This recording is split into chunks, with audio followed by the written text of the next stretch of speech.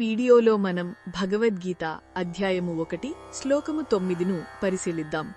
మనందరికీ నమస్కారం.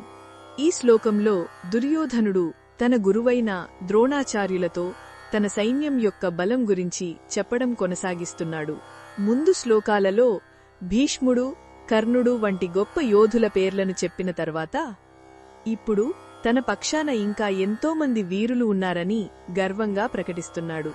ఆ వీరులందరూ ఎలాంటివారంటే వారు కేవలం తనకోసమే, అంటే దుర్యోధనుడి గెలుపు కోసమే తమ ప్రాణాలను సైతం త్యాగం చెయ్యడానికి సంకల్పించుకున్నారని అతను చెబుతున్నాడు. ఇది దుర్యోధనుడి అహంకారాన్ని, తన సైన్యంపై ఉన్న నమ్మకాన్ని చూపిస్తుంది. నాకోసం ప్రాణాలిచ్చేవారు ఇంతమంది ఉన్నారు అని చెప్పుకోవడంలో అతని అహం స్పష్టంగా కనిపిస్తుంది. అంతేకాకుండా ఆ యోధులందరూ సాధారణ సైనికులు కారని, వారు అనేక రకాలైన ఆయుధాలను, అస్త్రాలను ఉపయోగించడంలో గొప్ప నైపుణ్యం కలవారని, యుద్ధకళలో పూర్తిగా ఆరితేరినవారని వివరిస్తున్నాడు. మన రోజువారీ జీవితంలో కూడా ఒక పెద్ద సవాలును ఎదుర్కొనేటప్పుడు మన బలాబలాలను, మనకు మద్దతుగా నిలిచేవారిని మనం లెక్కించుకుంటాం. ఇది సహజమే. కాని ఇక్కడ దుర్యోధనుడి దృష్టికోణం గమనించాలి.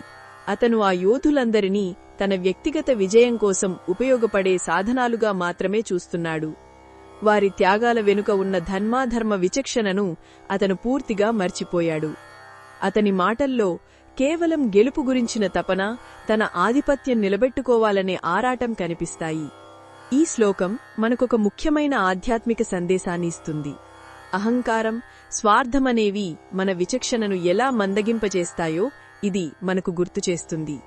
మనం చేసే పనులు కేవలం మనకోసం కాకుండా ఒక ఉన్నతమైన ధర్మం కోసం, లోక కళ్యాణం కోసం ఉన్నప్పుడు వాటికి నిజమైన విలువ వస్తుంది. ఇతరులను మన ప్రయోజనాల కోసం కాకుండా వారిలో ఉన్న దివ్యత్వాన్ని గౌరవించడం నేర్చుకోవాలి. ఇది ఈ శ్లోకంలోని భావాన్ని వివరించడమే.